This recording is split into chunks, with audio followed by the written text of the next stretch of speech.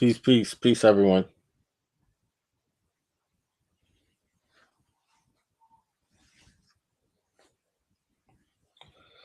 Uh, peace, peace. Julian Benton, peace.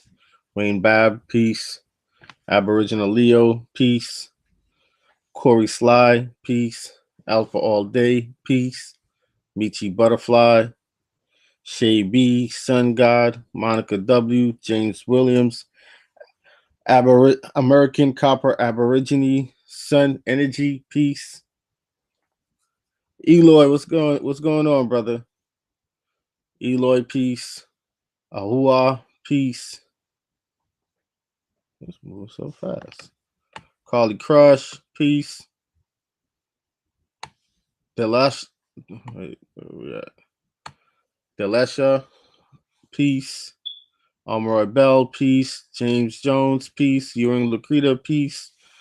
Edward Pearson, peace. Coin Savings, Candace, and family, peace. What's going on? Jazzy Indigenous, King Lace, Ross Sens, peace. Prosper in the now, peace.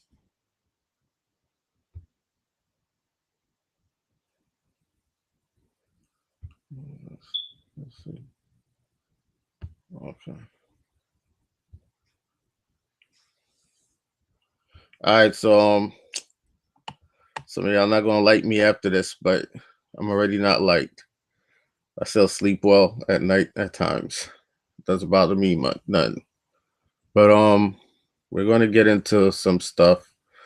Like I said, this channel is mainly about, connecting dots, trying to find the trail of certain things that just don't seem right. You know, sometimes each of us got a piece of the answer. I just like to dig into things and try to make connections. That's what I'm about, trying to make connections. So there's a lot of us out there that loves this Valentine's Day, this V Day. A lot of us that's in love with it. There's nothing wrong with spreading love and having love and giving love to your significant other, family members, friends, whoever. There's nothing wrong with that. Love is a universal language. But again, there's a yin and a yang, or an opposite, a negative and a positive to everything in life, right? So we know there's origins to everything, and there's occult meanings to darn near everything in this reality, right? We got a lot of esoteric meanings behind a lot of things, and there's just some things that's blatant in your face that you just cannot say you didn't see it, but they put it in your face in such a way that sometimes you don't notice it at first glance.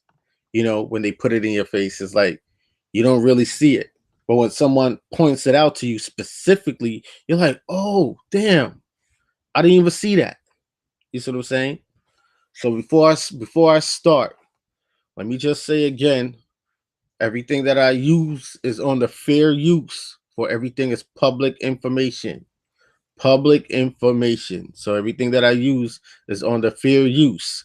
This channel is for American Aborigines and those who want to know about American Aborigine history and other things other than American Aborigine history. This channel is for those for communication and to keep in connection with my fellow American Aborigines brothers and sisters all across the world, or indigenous people on a whole all across the world. So again, this is fair use, and I do not give anyone the permission to use my voice in any of their videos. Period. That goes for the dude that's stalking my page. Also, so let's get into it.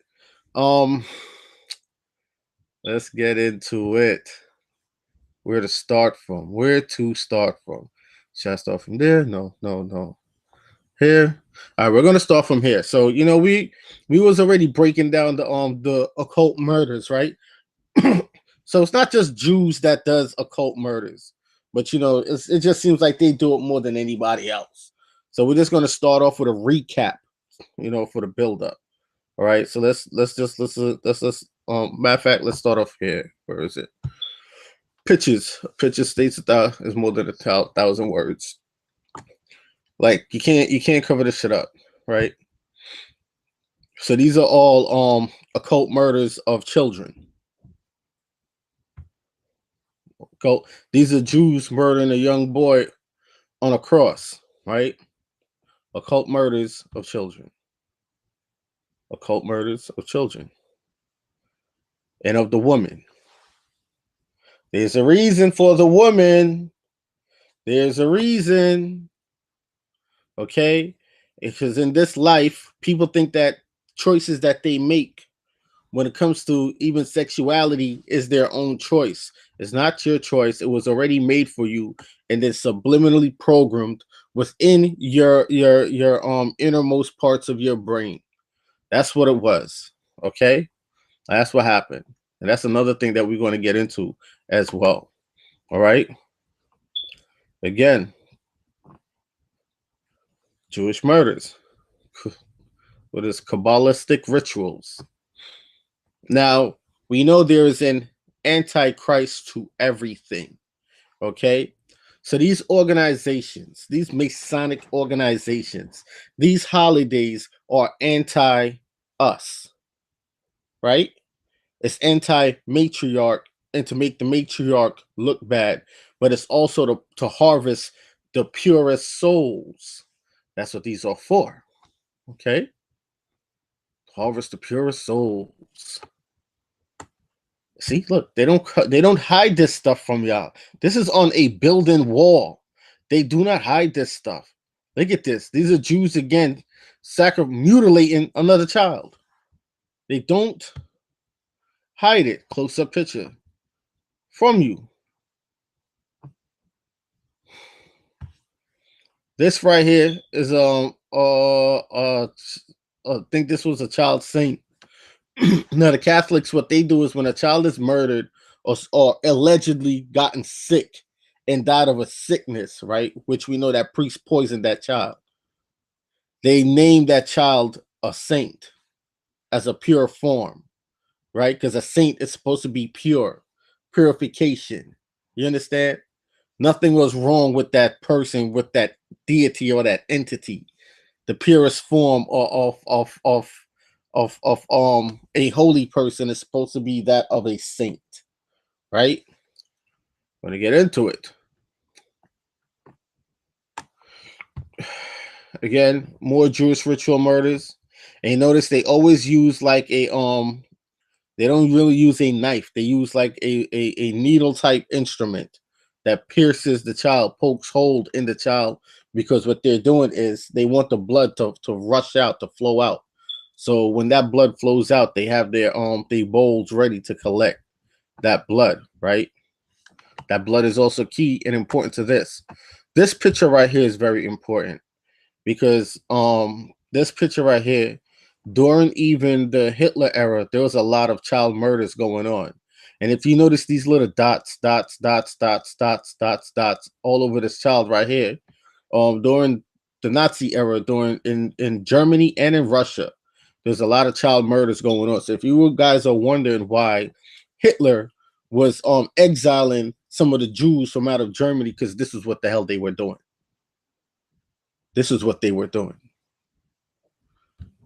This was what they were doing. Okay.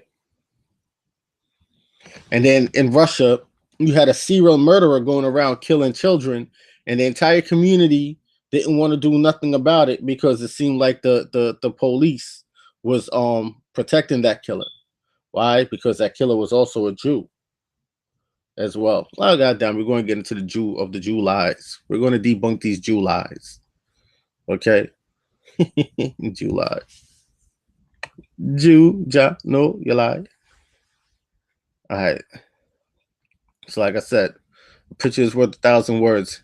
Even some who are not children or whom are adults. You know? Another child again. See? This is why they use it to poke the holes. Again. See the blood? How the blood flows? See them having their bowls? Can't make this shit up. Can't.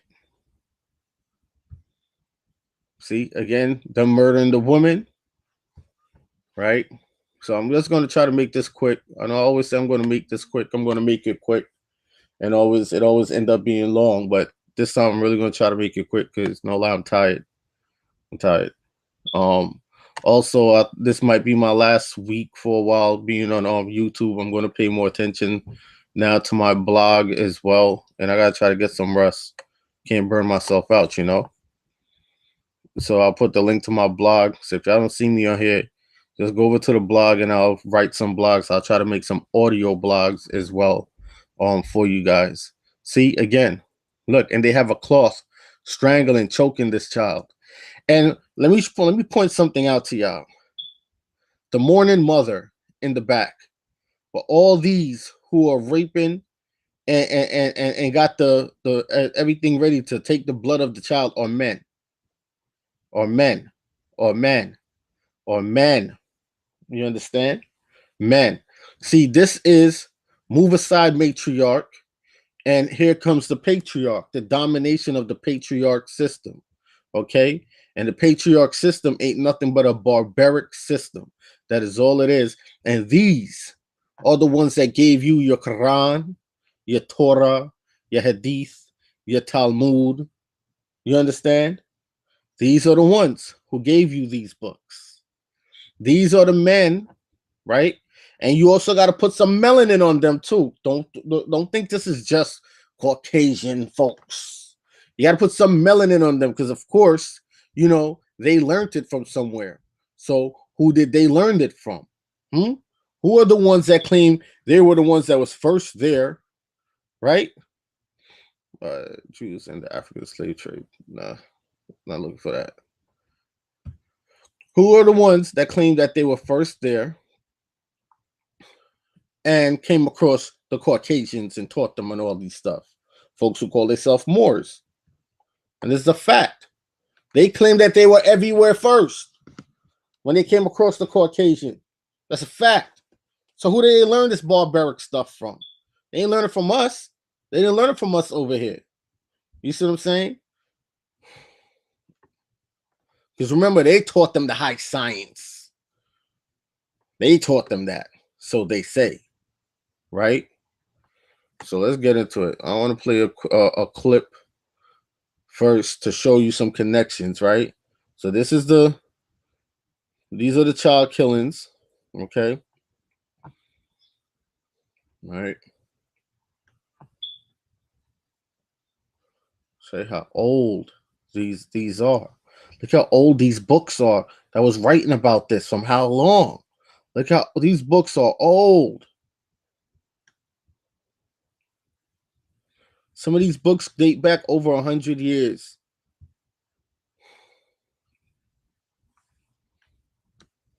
Yo. All right. Where's that clip? All right, I want to play this clip for you guys first. All right, so this clip is about the origins of Valentine's Day. All right, this is what this clip is about, the origins of Valentine's Day. Take notes, y'all. Take notes. Yeah.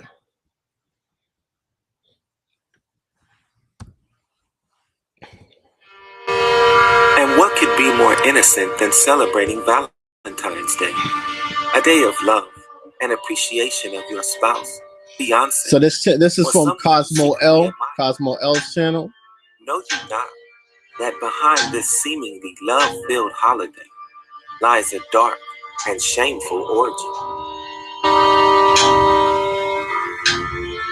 Valentine's Day has its origin in the ancient pagan Roman holiday known as Lupercalia. Lupercalia is said to have been one of the oldest Roman pagan festivals. It reaches back to the very founding of Rome itself. You're not late, Angela. You're not late. Peace, Black Conscious for a community. However, peace. It may be related to the Greek honoring of the deity Pan. Yeah, that is true, Black Conscious. Lupercalia was on the 15th of February, or between the 13th and 15th. Not unlike modern Valentine's Day. Selena Honoring Brad the Peace. noisy goat-footed deity Pan of the Greek, inventor of the panpipe. He leads the nymphs in dance.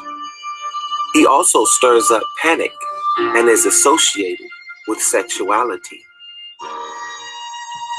The word Lupercalia comes from the Latin root lupus for wolf, as do many Latin words used for the word brothel. The priests of Lupercalia practice bloody rituals, including the sacrifice of a dog for purification and 2 male goats for. All right, so let's break this down. You notice she's pregnant right here too, right? But we're gonna get into that. We're gonna get into that. So the purest, some of the purest things other than the plants on the planet, on our Mother Earth, or animals. Animals come without sin. Okay? Animals come without sin. And if you remember the video I played of the Jews doing their ritual of Yom Kippur, right? Where they were slaughtering those chickens because they believe, right? Crazy mofos. They believe that when they slaughter these chickens, what they're doing is taking all their sins for the year and putting it into those chickens when they're alive, and then they kill those chickens, and that's the death of their sins, and they can start all over back again, going all throughout the year again, committing more sins, right? So what is some of the most purest entities on this planet? The animals. So you're going to take your corruption and force it within these animals, and think when you sacrifice or kill these animals that it's killing your sin. So this is why they sacrifice the animals. Another reason why they also sacrifice the lamb, right, is also, or the lamb or the goat. For those who love their little curry goat and all of that, the goat was really looked upon as something sacred and as a guardian in melanated culture. That's what it was really looked up on, right? Which is why every culture all over the world have a ram's horn, or a ram's horn, because male goat is a ram or whatever. A ram's horn. Why every culture have a ram's horn, and they always blow that ram's horn. Even in Jamaica back in the days when you was walking through the mountains, and you get lost within the trees, within all that forestry, right? And you couldn't find your way back. All you had to do was blow that ram's horn, and people will know where to come and find you at. Okay? So again, I'm showing you also the Antichrist into these things. Everything that we are righteous of, they are not.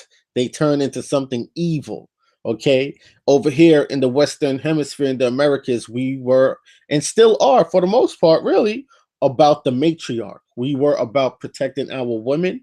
We were about honoring our women. We were about empowering our women, because we understood that she is the core source of why we are here.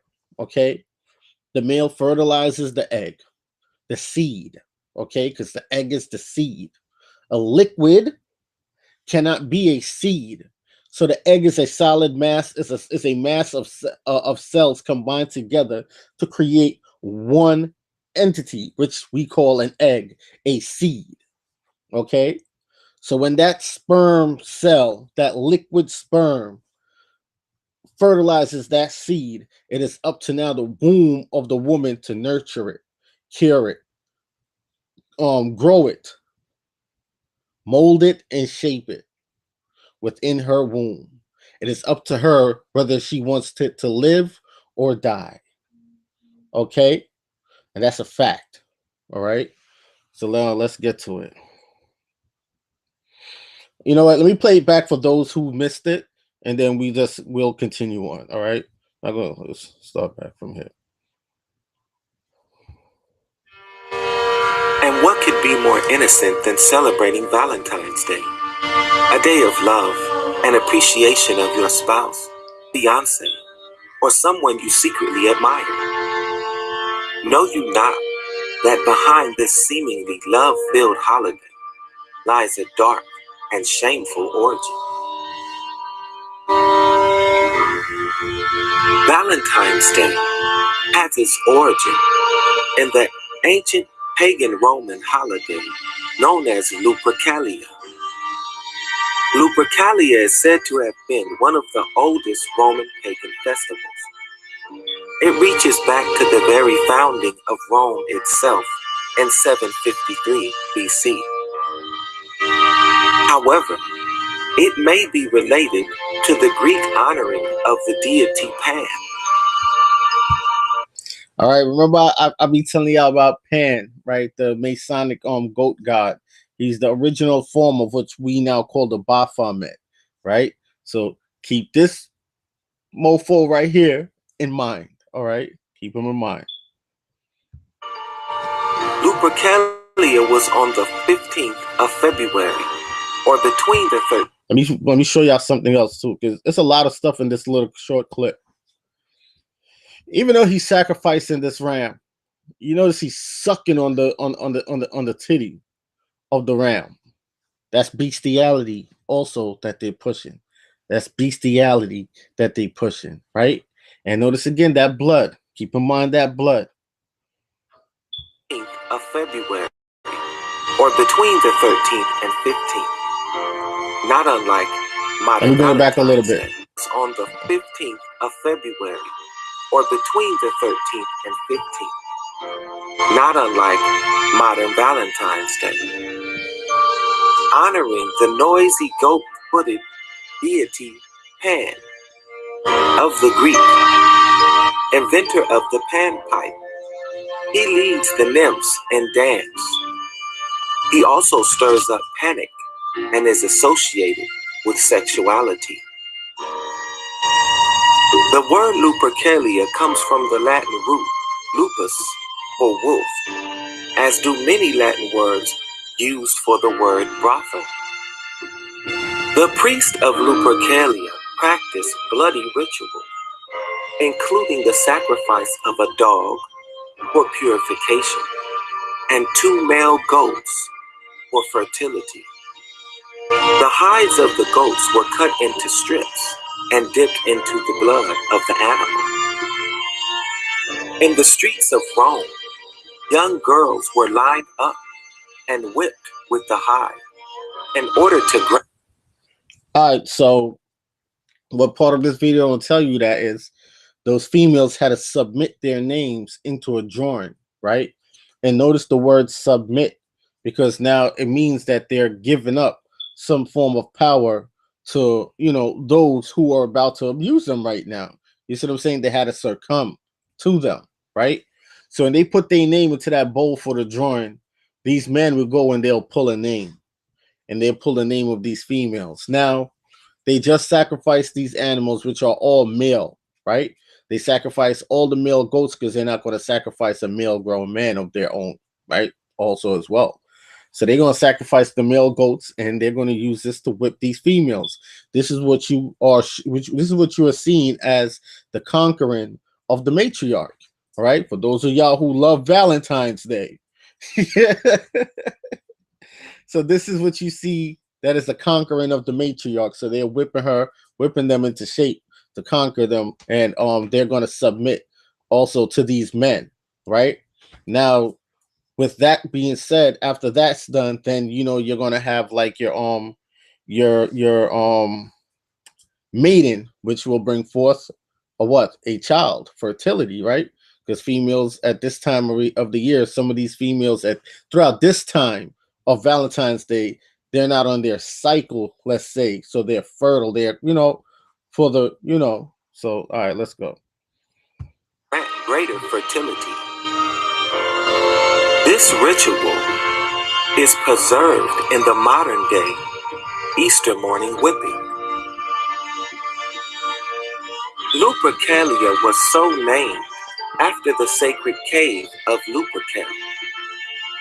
According to Roman legend, a she-wolf nursed the twins Romulus and Remus, who are attributed with the founding of the Roman Empire.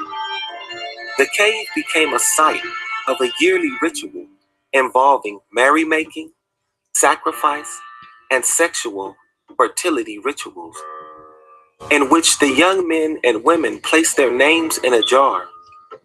The young men drew the names to obtain a sexual partner for the rest of the festival, which is represented today by a Valentine's Day lottery. After Christianity was adopted as the official Roman religion, this holiday was superimposed upon the St. Valentine's Day celebration. Romulus and Remus were said. Okay, let me pause it right there, because y'all notice now every picture you're gonna see again. Never mind the men looking like they submit, and you're seeing more so. It's more so about the female. See, she's directly in front of the priest. You understand?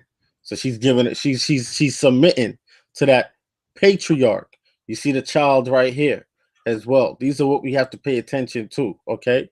Now let's go into something else right here. Give me a quick second. Let me handle something real quick.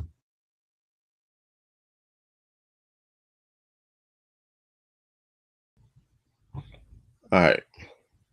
So we're gonna go here. Yeah, buddy. This is from Catholic Online.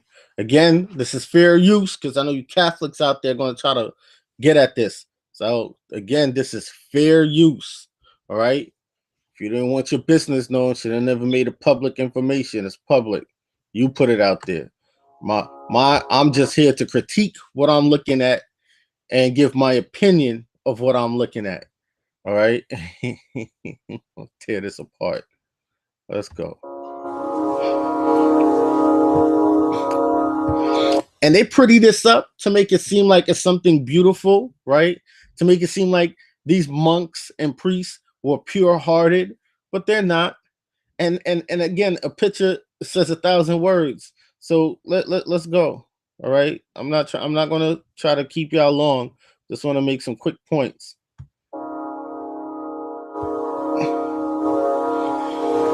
Saint Anthony was born 1195 and died 1231. See this? His feast day is June 13th. Every picture you're gonna see him with a child. You see this? And he was canonized by Pope Gregory IX in 1232. Saint Anthony was born Fernando Martins in Lisbon, Portugal, and knew at a young age that he was meant to live his life in accordance to God. Let's hold it right there. All right, so we know this circle right here represents the sun, right? We know the sun is the female. The sun is that feminine energy, that feminine energy. That is the sun, all right? And for folks who don't believe me that the sun is a female and that it is feminine, all you got to do is go back into the etymology of what the word sun means, and it will tell you that it means feminine. Go into your etymology dictionary. It will tell you sun means feminine. Yeah, he loves the kids. He sure do, right? So again, like I said, this thing is about also the submitting of the matriarch. So this sun symbol, see, we had it wrong for all this time when we always saw the sun behind Jesus. We was like, well, that's just because that represents the sun, right? That means that Jesus is the son. And it's not the S-O-N, it's the S-U-N. No, it means that the mother is always there with her son, right? His mother. Okay, the S-U-N is mother, feminine. Okay. So who is Mary? But that's something else. That's something else for another time. But this sun represents the female. So everything that was shown before I played this video was showing also the submissiveness, the conquering of that matriarch energy, that matriarch power. Okay? God's will. When he was 15, he asked to be sent to the Abbey of Santa Cruz in Coimbra, where he learned. Again, let me show y'all something else again. You see how they have the light shining down? That light also shining down represents that sunlight shining down on him. That sunlight. So what you're seeing is representation. This is the esoteric now. What you're looking at, right? The deeper meaning: father, mother, which is the sun, child. Okay, father, the sun, the sunlight, mother, and child. All right. Well, we're gonna get into these symbols in another video. This Knights of the Templar cross right here. Okay, they swear they slick. Let's go. Theology and Latin. He was eventually ordained into the priesthood and was named guest master. But when Franciscan friars settled a small hermitage outside Coimbra dedicated to St. Anthony of Egypt, he knew he had to join. Fernando received permission to leave the abbey and join the Franciscan order, and it was then that he chose to change his name to Anthony. When he tried to travel to Morocco, he became extremely ill and attempted to return to Portugal to recover, but the returning ship was blown off course and arrived in Sicily instead. The ship's party traveled to Tuscany, and Anthony was assigned to the Hermitage of San Paolo afterward. As he recovered, Anthony spent much of his time praying and studying. He was an eloquent speaker and a good teacher. He kept a book of psalms that held several notes and comments to. What does this look like he's about to do? What does this look like he's about to do? Yo, I'm telling y'all, man. And let's go back real quick to something else. Let me show y'all again something else again. We have to watch the symbol. See that sun? Look at that. See that sun? That sun. Boom. The mother. The mother. They do it in the eyes of the mother. They're not teasing, disrespecting the matriarch. You understand? His time praying so and studying. Father, son, mother. He was an eloquent mother, speaker father, son. And a good teacher. He kept a book of psalms that held several notes and comments to help him teach, and he greatly valued it. Again, look at this. Doesn't this remind you of a certain Valentine's Day little baby? Huh? Right here? Just saying. And where's he supposedly is reaching down from? Supposedly the heavens, right? And notice they have like the little white outlining right here that could also depict or resemble a formation of also wings coming out the clouds as well. And notice the two fingers right here and the other two fingers bent for as above, so below. Okay, notice that right there. There's a lot in these pictures that people don't be noticing. You know what I mean? His little bald head is supposed to also represent that halo. Again, sun. One novice decided to leave the hermitage and stole Anthony's book on his way out. When Anthony discovered it was missing, he prayed it would either be found or returned. God heard his prayer, and the thief not only returned the book, he also returned to the order. Anthony was only 36 years old when he died, and was canonized less than one. Again, the matriarch on her knees with her child in front of this man, giving out, what did Jesus give out? Loaves of bread? Yo, tell y'all, y'all need to understand what Valentine's Day and all these holidays are really about. Y'all think y'all know. It's anti-pureness. All these holidays are anti-pureness and anti-matriarch. And it's all about making the matriarch look bad. And y'all have to start understanding that. All right? And the purest thing on earth is nature and children. A year later, 336 years after his death, St. Anthony. Oh, let me point out something to y'all too in this picture. St. Anthony 1 year later. What's that? Look at her skin complexion. Look at that. Huh? Okay. I'm telling you, like they throw it in your face and they just do it so subtle. You won't even notice this sister right here. You don't even notice her. Because again, they have to give homage to the original. Let's go. 336 years after his death, St. Anthony's body was discovered to be completely corrupt, except for his tongue, which was used to deliver eloquent homilies and perfect teaching. They saved his tongue. Everything else of his body that was already withered away going. One thing that was left that was still really showing off him was his tongue. And they took his tongue out and they saved it and put it in a time jar. And these pillars also around this jar also represent something. They saved his tongue. To show you how sick these people are. St. Anthony is typically depicted holding the infant Christ and a book. He is also commonly referred to as the finder of lost articles. To learn more about St. Anthony, visit Catholic.org. And if St. Anthony inspires you or someone you know, shop for their items by clicking on the CatholicShopping.com link below for a one-of-a-kind shopping experience. Okay. As far as that. Done with that right there. Now let's get back to this.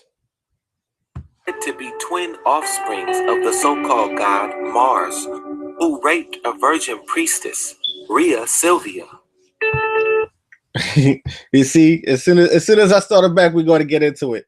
So Mars, right, raped a virgin priestess. Again, conquering of the matriarch.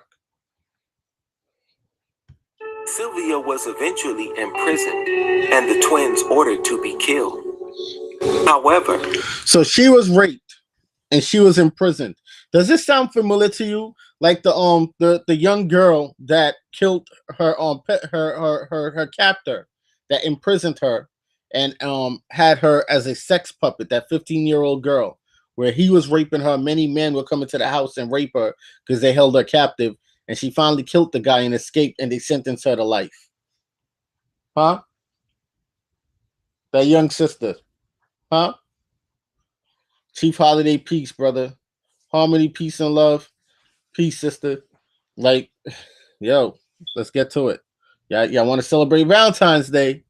Let's go. A servant woman set them adrift on the Tiber River instead, where they banked in a shallow pool. Thereafter, a she-wolf who had lost her cubs suckled them until they were rescued and raised by foster parents. Bestiality. In those times, the Latin word for she-wolf was also slang for prostitute. Did y'all hear that? The Latin word for she-wolf was slang for prostitute. Did y'all hear that? All right, let's go. Let's go. Again, disrespecting of the matriarch. All right. This is what these holidays are really about, folks.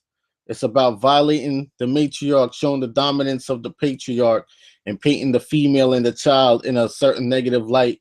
And it's about violating that everything that is pure. Animals are nature. Nature is pure. You cannot. The only thing that can corrupt nature is when man goes into nature and destroy nature. Then nature has become corrupted by man. All right. If man leaves nature alone, nature is at its purest form. Nature is not corrupted. So everything that is pure, these people are out to destroy. Eternal bliss, peace. These people are out to destroy. The purest thing, again, are children. Children are the purest thing. Also, other than nature. All right. And where does babies come out of? They come out the womb of the matriarch. Just saying. Let's go. Referring to their mother, Rhea, meaning guilty, and Silvia, meaning... Again, you see that young child right here? It look like this is a wing coming out of right here as well. See how they subliminally put these things here? The child is butt naked. You see that?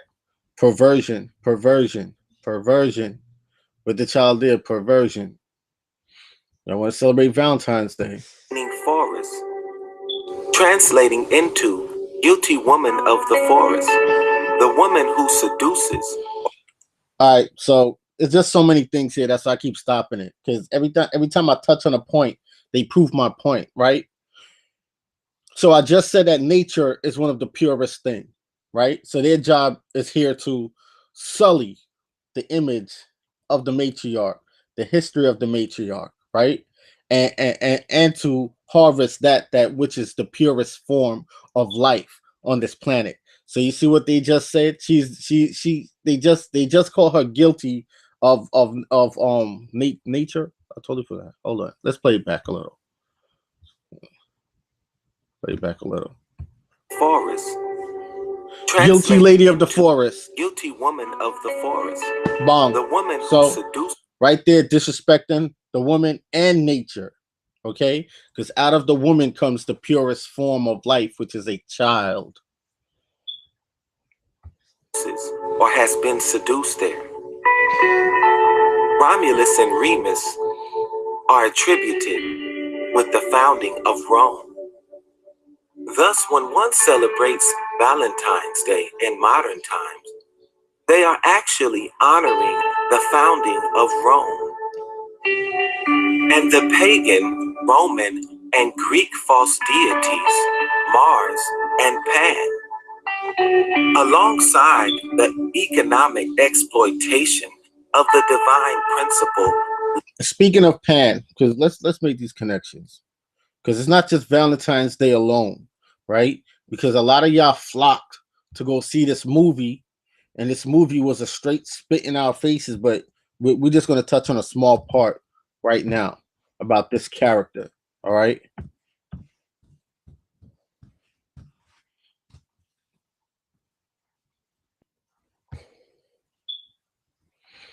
Krampus. Krampus is also another version of Pan, the goat-headed Masonic deity. All right. And Krampus again. What's that in his basket? Children, the purest form. Children. Those whom are without sin, because you are not born of sin. You didn't born with sin in you, for you're a child. A child is pure. Okay, so a child cannot sin, right? So this is Krampus. And who does Krampus work with? The Catholic Church. Your priest, again. Or this right here is also your deacon, your pope. Who does Pan work with? The same figure. And who are these two male figures who have put their corruption into not only nature, but the matriarch into the matriarch also herself. Okay, this is why they say, ladies, and I don't want this to seem like fellas like this is a bashing fellows thing. All right, it's not. This is just breaking down these deities and that these occult societies really are built off of a pedophile and a homosexual foundation. And we're going to also get into that because again, when people say, "Oh, I was born gay," no, you were made gay from when you were within the womb, even before you were within the womb. And these people figured out the science of how to do so. All right, they figured out the science of how to do so. So it wasn't your choice. And we are talking about those who are of the bloodline of the Western Hemisphere here, because we know, right? Over there in the Eastern Hemisphere, even those Mongols, they were flaming with pedophilia and all sorts of other same-sex content. When they came here, they did not see that here. And this is what folks have to understand. Because I noticed that, and this is not to bash anyone that's homosexual. You can't help or change what it is that you are. You understand? The only thing you can do is embrace it. That's on you if you want to do that. You understand? That's on you. All right? At the end of the day, life goes on. But when they came over, so I see folks putting up pictures of what they call Native Americans in same-sex relationships. What they're not pointing out is that the original Mongols that came over here first were melanated people. So what they're showing are the Mongols that came over here that we went to war with. So when they're showing sacrifices on the Aztec altars, it's not really sacrifices because we were offering them. That's what we were doing. Okay. And some of them intermixed within the bloodline. So you inherit the genetics of your mother or your father, both, and your father. So if your father was a pedo or your father had homosexual tendencies, chances are either you're going to inherit that tendency or it's going to skip a few generations and someone down in your family is going to inherit it. All right. Yeah, just look, all y'all got to do is just go do the research and go, connect the dots. But back to this. So this is Krampus. Again, you notice that red. This red represents the blood. And again, look, that gold is like a circle over here. See that? That also represents the sun. That represents the matriarch. They don't leave her out. She's everywhere, people. She's everywhere. So you see those comedic people telling you this is wrong. This is Haru. No, it's not. This is the mother. The mother's son. The mother's always there. You understand? And what they're doing is they're mocking. They're making a mockery of mama. That is what they're doing. They're harvesting mama's energy to do pure evil up on this planet, in this realm right here. Okay? Remember, they called the Mayans and the Aztecs what? sun gods and sun worshippers. That's what they called them. And they told you folks who were into religion, oh, they're worshiping the sun. That's some evil thing, and so on and so on and so. But no, they understood the sun was mama, was mother. They understood that. All right. So Krampus, child sacrifice also. Look at this. Krampus, stuffing the baby in the basket. Understand? Boom. And look at it push also even. They're letting you know the origins of where they learned this from. That's why Krampus is dark, people. The origins of where they learned some of this stuff from. That's why Krampus is dark. All right? See, at one point when you look at this, you'll be like, well, you know what? No, this is racism. They're saying dark, but no, they're not speaking of, you see, this is not about us here in the Western Hemisphere. These are those brothers over there in the Eastern Hemisphere, what they call Europe, Africa, India, so on and so on and so. This is who they're speaking of, because these things are still carried out rampant out there, even in the darkest part of the lands out there, of the brotherism that's out there, rampant. Okay, so when the Europeans came over here, they lumped us all in one category, because this is why they use the word Moor everywhere they went. They call every dark-skinned person Moor. Hey, Moor, but Moor also went for them too as well. So the ignorance of men, right? Again, Krampus and the red. You never see the red being left out. Child in the bag. Let's get back to the vid. Is this the vid? No, that's not it. This one. I'm done with this. Let's get back to it. Love. I think this is the end of the vid. So spread love every day of the year, and be not seduced and enticed by the bloody pagan rituals represented in modern times as Valentine. All right. So let's get back to this one right here again. This is about the ritual murders, right? So we're going to get back a little bit into this, because we got to connect these things now. Got to connect these things, right? Let's go. I'm coming to my ending, people. I'm coming to, well, not my ending, but the end of this. Throughout time. Understandably, since it's not an everyday topic, many people are highly skeptical of this bizarre accusation that has burdened the Jewish people for at least 2,000 years. After all, why would fanatical Jews in the past, and perhaps even to this very day, commit human sacrifice? Many so people this footage is like from to even think about the Tyro Theos believing it Panay to be Truth just pure, channel. unadulterated anti-Jewish propaganda.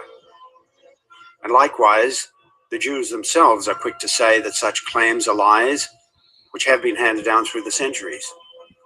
However, there are two sides to this issue. Now let's point out something again. Remember, earlier I said what they used to kill these children is something like a needle or something that they poke holes into them, which are these spikes that they're showing here. And you see the holes poked all over, the holes poked all over on the body. And it's not that they poke any parts of the body. They strategically poke these holes in the same areas of the body where they know that blood flow is going to just gush out and rush out, so they could drain you fully of your blood. And in the meantime, while they're doing this, that child is not deceased. That child is still alive. And the reason why that child has to stay alive is like when you get a cut, right? You see your blood, but when you start moving around or you start getting real energized and that adrenaline starts rushing, your blood rushes out faster. It's like when you're in a fight and you got a cut, right? And you're still moving, you're still physical, you're still active, your heart is still beating, and the faster your heart beats, the more the blood rushes out. That's why they keep this child alive, so the child could see the horrific act that's about to happen to him or her. And when they see that, the heart, boom, boom, boom, boom, the heart goes from boom, boom to boom, boom, boom, boom, boom, boom, boom. And when that happens, that blood rushes out. And it's like a fountain, right? So this is the fountain of youth that they be speaking of. Why is it the fountain of youth? Because a child is the youth. Okay? A child is the youth. And when that blood rushes out, it rushes out like in a fountain manner. Okay? Let's go. So we just solved the mystery of the fountain of youth right here as well. I'm telling you, these people are sick. One side believes Jewish ritual murder is not merely anti-Jewish propaganda, but a fact. One that has had a terrible impact on society since it began. Let's go back. Let's show y'all something too. Let's show y'all something. To this issue, one side believes Jewish ritual. You see the blood trails right here. You saw, look, rays of the sun, rays of the sun, rays of the sun, rays of the sun. Symbolically, the mother is there. Symbolically, the mother is there. Symbolically, all right? Let's keep going. Murder is not merely anti-Jewish propaganda, but a fact. One that has had a terrible impact on society since it began. Perhaps. Look, again, the child again. Yes, and there are females in on it too, you know. And these are your Eastern stars. That's in on it. Okay. And again, see them with their needles right here. See with the spike right there. See him they poking the child again with them needles, keeping the child alive. See, they use this to strangle the child, but they're not killing the child, so that blood could flush out, and boom, it flushes out like a fountain right into that cup. Thus the cup overfloweth. That cup runneth over. Okay. Some viewers may doubt what is uncovered in this video, but an honest glimpse into this matter may make you think. Likewise, an in-depth and fair examination will make most skeptics into true believers. It is true that many of the people who conducted research into these matters were branded by... See, again, they always choke the child. They need that blood to rush out, that heart to boom, boom, boom, boom. So that blood flows out, boom, and it flows out, right? This is also your spirit, part of your spirit cooking as well. You know, your spirit trapping as well. All right, but that's also another thing. Jews with the y'all like Valentine's Day? Here goes your Valentine's Day. It seems is used by Jews to stifle discussion on any topic that criticizes them. Certainly, however, if someone who is branded an anti-Semite by Jews says the sky appears blue on a sunny day, is it any less blue just because the so-called anti-Semite said it was? That word anti-Semite, the Israel prime minister used that a lot last year and the year before last, every time someone accused Israel of something. And that's what they call you when they want to deflect the attention away from them. They make it look like it's not them, it's you, because you're an anti-Semite. And that's, again, because religious people, for the most part, are ignorant. If you're accusing one of their own of something, they're not trying to hear it. They're not trying to look into it or investigate it, because that one of their own could just say, well, the Lord said, and they'll run with it and take it. And that's that. You understand? Well, Yah said, and they'll run with it and take it. Well, Allah said, and they'll run with it and take it. And they'll look at you because you're an outsider as now you bugging. That's also what you call a cult. All right. If it doesn't say in their book that they should be punished, even though it does say in their book also, they still ignore those parts of their own books. Hypocrites are they. This is usually the case with respect to these matters. While some people who investigated these matters were really anti-Semites, it was the fact that human sacrifice was practiced by Jews that caused many of these people to become anti-Semites. After uncovering the secret among the Jewish cult in times past, how could a Gentile feel otherwise? After all, it is not. Remember I said the fountain of youth? Let me show y'all something, because y'all That's right, Terrell. Bloody Valentine. And about to break it down too.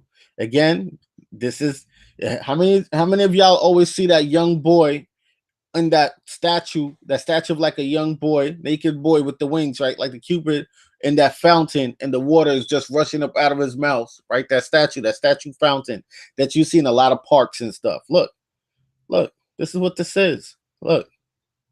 And these are the bodies. They blurred it, right? And I understand why they blurred it, because it's graphic. I should have said it even in the beginning before I ever started. If you have children, you know, you don't want them to see this, but you also want them to see, because you want them to learn and know who to stay the hell away from in this society. All right, and know who to stay away from. To be honest, so look at how they have the child pose, right? So you know they're already strangling the child here, but look at the arm, how it's stretched out. So I think this is the other arm right here, how it's stretched out, and how the leg is stretched forward, right? Just like how that statue poses in that fountain, right? And these are also the bodies of also the other dead children. Again, the fountain of youth, the fountain of youth. Okay, The let's anti-Semite who go. commits the foul act of human sacrifice, now commonly referred to as Jewish ritual murder. Yet Jews sought to make the Gentiles who reported these crimes appear worse than the Jews who committed them. Most historians know and admit that human sacrifice has occurred in the past amongst various sects. The Aztecs' bloodstained temples attest to this. Yeah, all right. So I knew they was going to do that. They always try to do that to try to sully us over here. But no, the Aztecs' temples are bloodstained because, again, of those Mongols that was invading over here, and they were slaughtering them. So the ones that they captured in the temples, they brought them on the top of the altar, and they cut their asses open and took their heart out. If you wasn't invading over here, they would have never did that to you. And the Aztec Empire is one of the most destroyed and defaced empire ever, because that's the empire of who they call Negroes, right? And no, we're not referring to as Moors. We know they call our people and people that look like us all over the world Negroes, right? So when anyone who invaded over here, this landmass, and they came across the Aztecs will rip them apart, plain and simple. All right. So when they're trying to include us over here into this bowl, no. So when you look down into the history of why the Aztecs was doing these things, you'll see that these folks were invaders. That's why the Aztec was doing that. You have no pureness of heart, so you don't deserve your heart. Many innocents met their fate that way, with their hearts plucked from their bodies. The practice called sati in India, where women would sacrifice themselves in flames, is still practiced today in obscure parts where some of India's 1 billion, mostly Hindus, live. In Mexico, even just a few years ago, a strange cult was uncovered that had sacrificed many people, including American college student Mark Kilroy. The same is true of Africa and various parts of South America today. If you merely... Again, so these people who are here in the Americas doing these sacrifices, these are not our people. These are of a colonizing culture that they brought here from over there. You understand? And this is what this is. So when we are looking into this history, we have to be able to tell, history's deep. So, even like me, I used to look at pictures of, the Mayans and the Aztecs cutting people open on top of the pyramids also. You know what I mean? I used to be like, damn, that's what they've been doing? Damn. But when you look into the history, you realize they were doing that to invaders. And it wasn't invaders of their own people or people of this land. It was invaders of those who came from faraway lands. That's it. All you gotta do is just do the research and look into it. And when y'all don't surface dig, just dig deep into it. On the internet, you realize that, yes, there are some groups who still engage in barbaric practices such as human sacrifice. So what are the facts about the Jews? Have they also engaged in such terrible acts in the past?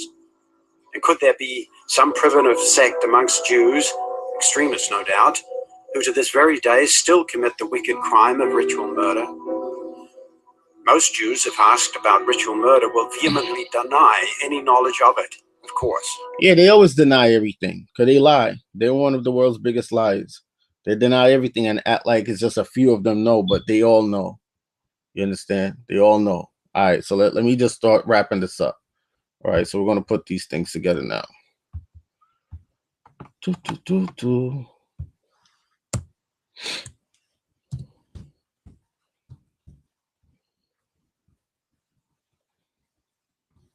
The red represents the blood. It represents all the sacrifices. The golden arrow right here that flows through the heart right here, it represents lust. All right. So that lust also goes back to Pan, the demon god, the Masonic demon god. That's about orgy and perversion, homosexuality, so on and so bestiality, the straight overall lust. They can't control their lust. That is what the golden arrow represents with the pointy tip. All right, flowing through the red. Okay. All of this is about, see this? Cupid right here is always a child. Why? Because a child is pure. A child is born without sin. They had to trick you and told you that you were born of sin. So when you come into this world, all the abuse that you get, you be like, well, it's because we sinned and Eve made Adam bite into the apple. You're not knowing that they're literally talking about the genitals, you understand, and the vagina. That's what they're talking about. You see what I'm saying? So again, they murder these children because the blood of a child is the purest form, is untainted. You understand? Especially a child that has no disease, no sickness, no ailments. This is why, again, also when your child is born, they snip that that umbilical cord and take also the placenta, because the placenta have so much nutrients within inside of it that goes to help build the pureness of the child. This is the purest soul. You understand? This is the purest soul. So in their rituals, they need to entrap the purest soul. You understand? They need to harvest the purest energy. The purest energy and the purest soul is nature and children. And where does children come from? The matriarch. So you know a matriarch is going to go all out to protect her child. So when that matriarch goes all out to protect her child, then it makes it difficult for the patriarch to get away with a lot of the things that he wants to get away with, right? So he has to do what? Make that matriarch submit, right? He has to dominate. He has to symbolically kill the matriarch, which is why, again, you see the colonizers over here trying to kill everything about us over here, trying to take away our identity, trying to take away our lands, because they burning down nature over here at a rapid pace. Because again, when you burn down a tree, you're burning down, you are harvesting the energy of a pure soul. A tree is a living thing. Nature is pure. Animals commit no sins because they have done what they were designed to do to the fullest. Man went into the realm of the animals and corrupted that realm and corrupted animals. Man started taking dogs and putting them into dog fighting rings. Roosters into rooster fighting rings. Man went into nature and shot down animals for game and stunt. Man did that. Man polluted the waters of the aquatic life. Man polluted the soil of the land creatures. Man did that.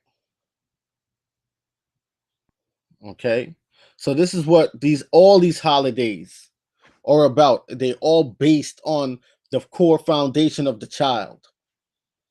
You understand? Easter, it's all about fertility as well. Easter, right, with Ishtar, and that's another one that we're going to get into, because Ishtar is also the story. You hear King Drop speak of the dragons. Ishtar is also the story of also the dragons. They drop so many subtle hints into these things of the dragon eggs as well into these things. All right. And we're not talking about with the bunnies and stuff. It's a little thing that they dropped into the story of Ishtar that people didn't even recognize. You see what I'm saying? But again, this is what these holidays are about. And that's why in majority of these holidays, you always see red. And, you know, Halloween is mostly children that parents want to dress up their children in these costumes and stuff, don't know what they're dressing them in. Folks running around dressing like Harley Quinn and not knowing that Harley Quinn is a symbol of the Masonic order, the Royal Jester. And the royal jester is linked back to nothing but pedophilia, organ harvesting, and sex trafficking. Which goes back to Valentine's Day, which is originally on the 15th and not the 14th. Okay. So I just wanted to take some time out to put that together for you guys so that you guys could really see, understand and overstand, a lot of these things that's happening in front of your faces so that you know exactly, what's going on and what you're really putting in your $1.75 trillion a year they say our people spend in these economy, 500 billion in just the holidays alone, or what you're really putting your money towards. And then when they get that money, you know what they do with it? They use it to harvest more of your children. More of your children. So you're paying them to do the atrocious acts that they're doing. Okay? So, think about that. See, I could connect so many dots right here, right now, but I'm tired. But I just wanted to put that together. I thought I bet you folks thought I was going to just do the usual. Well, Valentine's Day is about. Nah, buddy. This was an article also. Is it this? Where is it? This was an article also breaking down some of Valentine's Day as well. And again, you see that wheel? That wheel?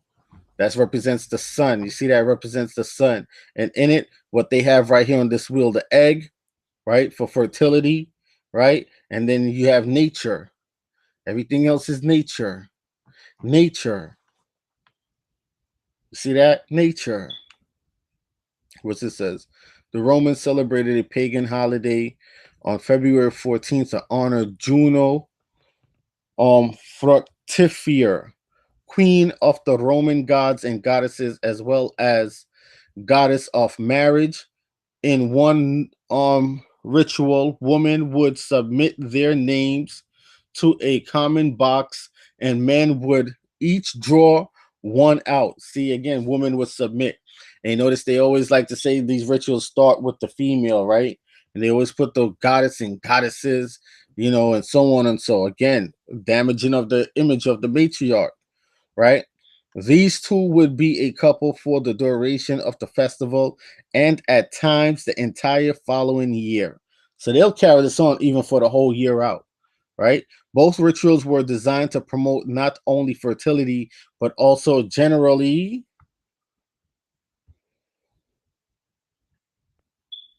okay, it stops there. And then it continues here. February 15th and Feast of Lupercalia. On February 15th, Romans celebrated Lupercalia, which is the original day for Valentine's Day. The original, right, for Valentine's Day. Honoring Fanus, god of fertility. Again, another god of fertility, right? God of fertility. Men would go to a grotto dedicated to Lupercal, the wolf god, right? And they call the wolf god I forgot, but it's dedicated to a prostitute, right? Located at the foot of Palatine Hill, and where Romans believe that the founders of Rome, Romulus and Remus, were suckled by the she-wolf, which we went over this earlier, right? The men would sacrifice a goat, don its skin, all right, and then make the hide out into whips, and they'll use the whips to use and whip the females.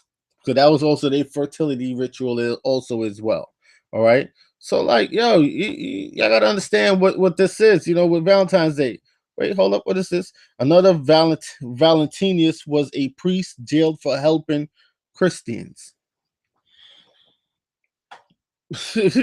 Yeah, you can't make this stuff up. And again, look, they showing the pictures of the man getting ready to whip these females. Can't make this stuff up. All people got to do is really look. And here goes the actual statue of the wolf and the twins.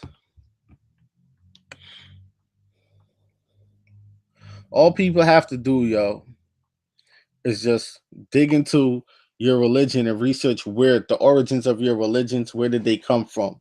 What was around before religion was around? What was around before your book was around? And here we go, the Cupid, the child, in all red. There we go. All right. Yeah, that's some heavy stuff. I'm not even gonna lie, that's some heavy stuff. But it's you guys just needed to see that. You understand? It's something that you guys needed to see so you guys can know exactly what's going on. Hold up, I see Bible verse. Hold up. As mentioned, the Romans celebrated Lupercalia to honor the hunter god Lupercus, to the Greeks from whom the Romans had copied most of their mythology. So the Romans got most of their mythology from the Greeks. So this says, all right, Lupercus was known as Pan. There we go again. Pan the demon god, right? Matter of fact, we're going to get into something else before we get out of here. Y'all Pan-Africans, let's go. As Pan the god, right? Pan is really the demon god of light, right? Yeah, okay. The Phoenicians worship, and they probably call him the god of light because your sperm glows. Your sperm really has like a halogen glow to it. If people didn't know, all right. The Phoenicians worshipped the same deity as Baal, the sun god. And remember, the sun is the woman, so now they're sullying the woman, right? The sun god Baal was one of many names or titles for Nimrod. Wow. And mighty hunter, especially of wolves. He was, again, let's get into this. Let's get into the symbolism of this wolf.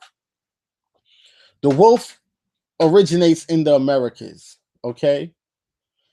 So when folks are looking for holy lands and they can't find it in other places, they throw it out in your face, but they put it in such a cryptid format. The wolf, especially the dire wolf. The dire wolf were those old giants, those old giant wolves that was big as a car, even taller than a car, probably like a 4x4, a SUV, a Ford 4x4, right? So that's how big those wolves were. Okay, so when you see these giant dogs today, they're using genetics of the dire wolf to gene splice with these dogs to make these huge, big ass dogs. That's what they're doing. But the dire wolf is an American, originated in the Americas. It is an American animal, the dire wolf. All right. So this again, not only are they sullying the matriarch, right? When they mention the sun god, right here, because sun means feminine, the woman, and they throwing the wolf in there. The wolf is really that dire wolf. The dire wolf is America, and in the Americas, we're about the matriarch.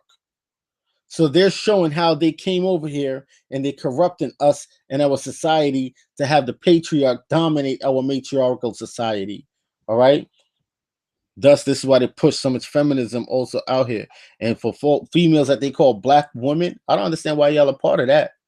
Because those same ladies that you are in there with, their husbands and them were torturing your man and you back in the day, taking away jobs from you and your man. And they still get paid more than you. So I don't get that. All right. So anyway, Nimrod, a mighty hunter, especially of wolves. He was also the founder of the first Lord of Babel. Genesis 10 through to 11 define God. Nimrod was the originator of the Babylonian mystery religion, whose mythologies have been copied by the Egyptians. So when I show you Khnum,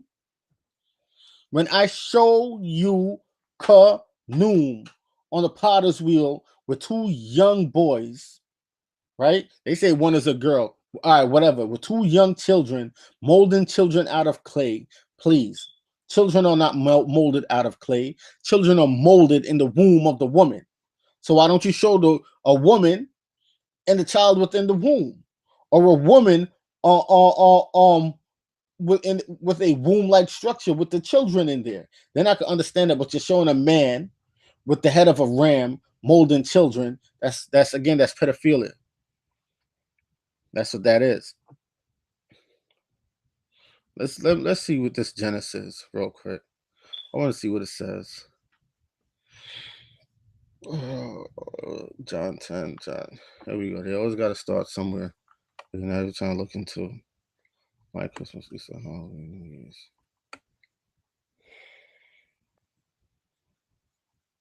I thought it was going to take me directly to the Genesis 10, 8 to 9. Genesis 10, 10 to 11 to find God. I'm not clicking on so many links. So we're going to look this pan thing. Let me see something first. And let's go here. You mother. Let's go with y'all. Because, yeah, they trying to flag that my videos hard. So the truth hurts. You understand? When people talk and say they stuff, I don't flag y'all stuff down. They flagging my stuff down. Every single video I've dropped, they flagged and put in the yellow. And all my lives, they stopped the views on them. All of them.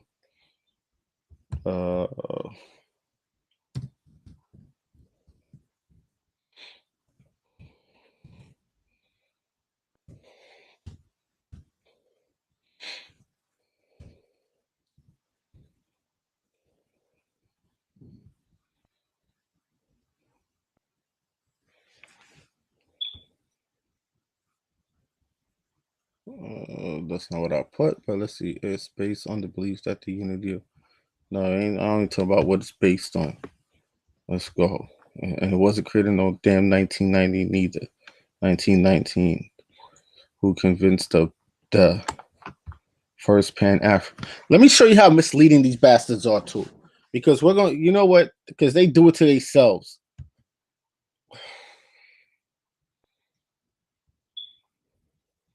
This had a part about Web Du Bois. Web Du Bois.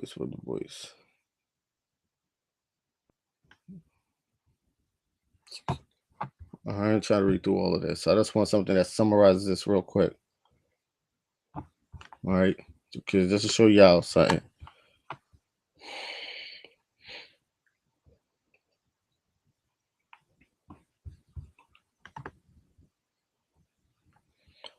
Yeah, it's like they be knowing about to rip their shit apart. It just said something about, okay. So this this small part right here. However, it was in the 20th century that Pan-Africanism emerged as a distinct political movement initially formed and led by people from the diaspora, people of African heritage. You see how they slipped that in there? African heritage. Get out of here. Living outside of the continent. They're living out. Oh, okay. So they're living outside of the continent, right? The boys who the boys who convened the first Pan-African Congress in 1919. 1919, right? I could tear this whole shit right here apart, but we're going to focus on 1919, right? 1919. Because Pan-Africanism was created in 1962. I'll show you how misleading these bastards are.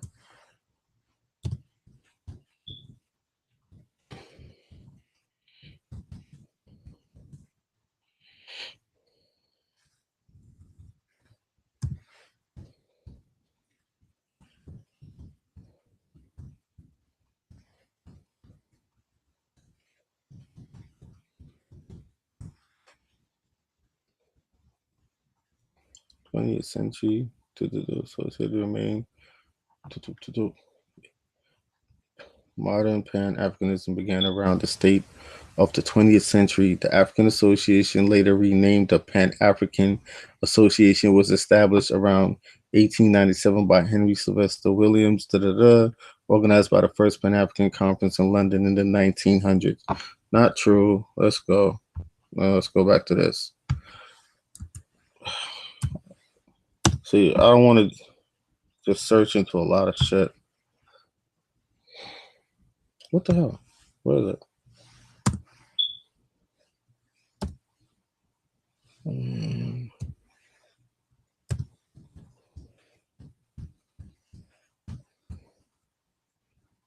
I gotta go on my external hard drive because I gotta get my notes.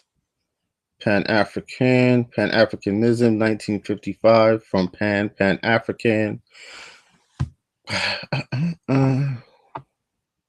1955, Pan-African, from Pan plus African. And we know what Pan means in Masonry, right? So this is 1955, was the formation of Pan-Africanism, right?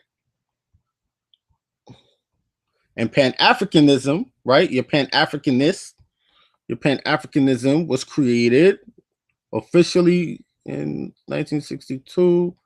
But I want to dig through all that stuff to show those articles. Now,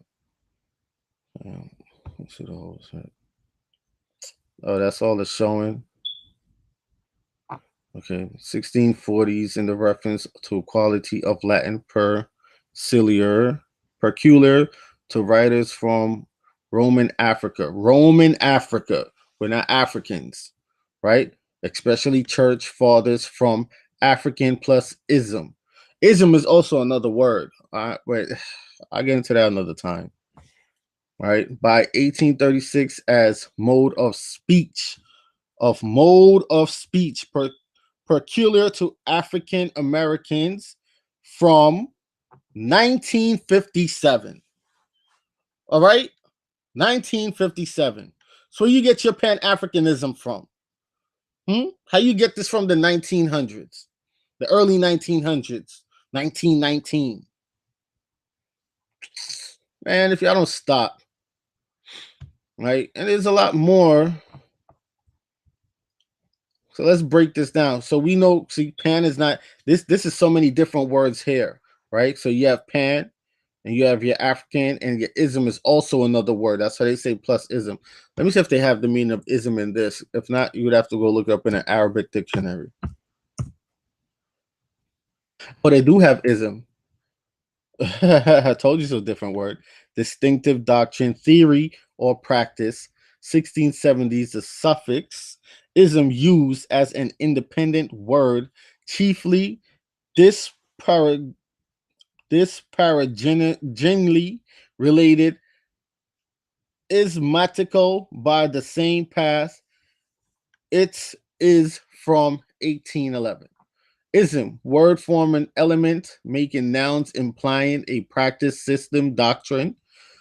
From French, ism, or directly from Latin, ism. Ismus. Source also of Italian, Spanish, ismo, Dutch, German, ismus, right? So this is supposed to be, well, no, as they will probably put it, of a Caucasian persuasion, right? That's what ism mean. Let's see something. Let's see something. So we could go down here and dig this whole shit apart. See, 1859, 1896. But let's just stick with this real quick. All right, another time I'll just come and rip this whole shit apart like fully. This is just a bonus I'm trying to do right here. There's a Pan-European. Pan-European Alliance. They probably took all this shit down because I did a thing on this earlier that went up in the hundreds of thousands, and they ripped that shit off of YouTube. Pan-European Alliance. Pan-European Alliance movement. Let's see what Wikipedia says.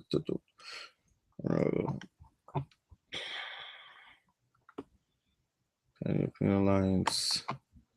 It was formed in Budapest on Pan-European Political Party. No. We got to be careful with the words. I'm looking for exactly Pan-European Alliance or Pan-Europeanism. Did I type it in right? That too, because that was created before Pan-Africanism, right? So Pan-Europeanism, what we were seeing when I was showing those Nazi salutes of the Mexicans and all those other different countries doing the Nazi salute, their presidential presidents and governors and stuff doing it.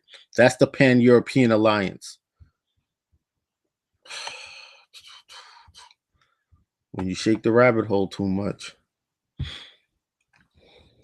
I got to be able to get back in my other computer. I have all this shit in there. European Alliance. Alliance of Europe of the Nations. No. while this seeks to form pan. They buried this shit. This is what I can't take, yo. They buried it. Let's keep going. Let me see if I find this shit. I want to try to find this shit. European Alliance 1914. It doesn't say pan. Let me see if this is it. There's 3 prior 6 priors were European First Alliance 6. No. Hold on, y'all. And Europeanism then.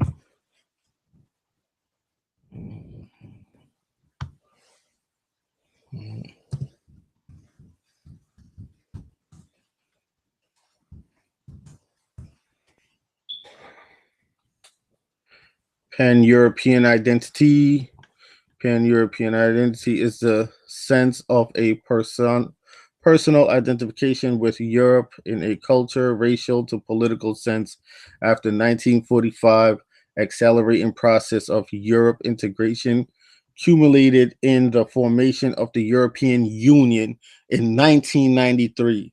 So the founding of it pretty much came in 1945, and this is before Pan-Africanism, right? Pan-Europeanism again here. Let's see what this says.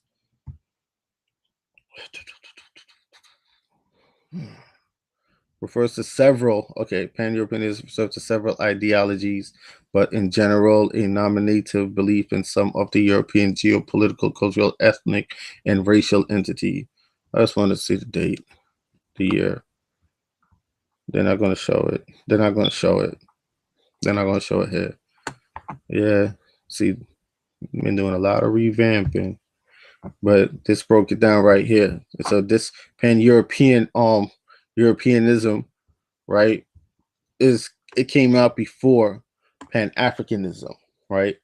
And we know what this pan means, right? So this pan means, let's go, Lupercus, Pan the demon god, Krampus, right? This pan, right? Perversion, right? The Piper is also another form of Pan. Children following behind him, and notice that red, right?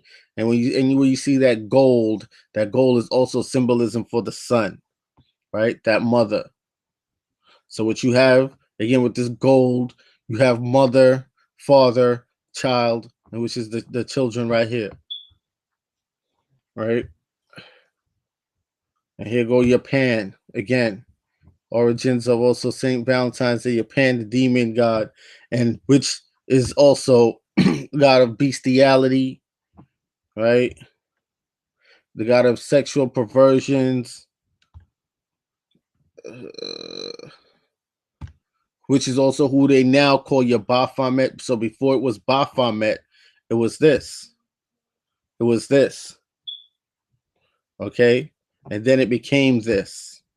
So every time they conquered a certain part of the world, they added on another deity onto their conquering as well to destroy the image of that of which they conquered also. So this is what we're looking at. And this flame right here represents the matriarch, the sun, that feminine essence, that feminine energy. That's what that represents. All right. So this right here is putting up the sign of the horned goat. It also represents Pan, right? The original Pan right here. The demon god, the Masonic god, and it also in also parts of the occult world represents to put a hex on, right? Or to put a spell on you. Okay, you see that 666, and it turns upside down, represents that 999.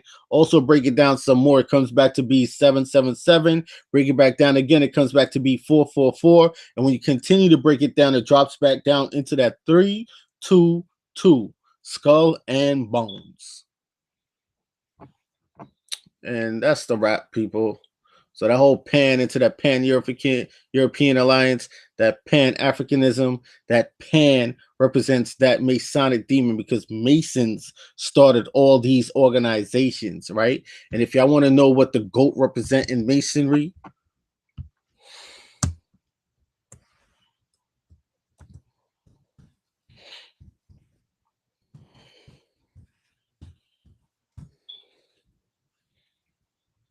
There goes your Masonic goat. They're riding the goat. Ride that goat. See again with the Masonic emblem when they ride in the goat. And here you go again. Riding the goat. And this goat represents Pan. Okay? Riding the goat. They are the Antichrist. They are the anti-everything righteous that we are. That is what they are. So you're looking for angels and demons. You're the angel and they're the demons walking around you. Yeah, they are at war with us. It's always been two sisters. Look, it was three sisters. This is how the myth goes. Three sisters fell on Earth. One sister killed the other. So Africa killed Antarctica, right? And Africa and America. Remember, all these land masses are named after females. Africa and America have been at war with each other, but because they are sisters, siblings war, but siblings also make up. So in the times when we make up, we traded, we bartered, we do all sorts of stuff with each other, right? And the times when we warred, we was at war. You see what I'm saying? So now it got to the point where one sibling says, you know what, we want to conquer the world. Let's get to that. Let's get to that. Let's get to that real quick. You know, this one sibling wanted to conquer the world. So y'all can see it for yourself, because you know what? Y'all was just hearing like the little playback that I was doing, right? Once again, fair use, people. This is YouTube. This is a public forum. So, you know, this is public information. I am just critiquing a public video, right? And no, I do not give anyone permission to use the likeness of my voice in any of these videos. That they are those who are stalking my page, screenshooting my videos. You can critique my videos, but you can't use my voice. Here we go. One sister wanted to rule and dominate the world. Let's go. Listen to this. This is from Punk Ridge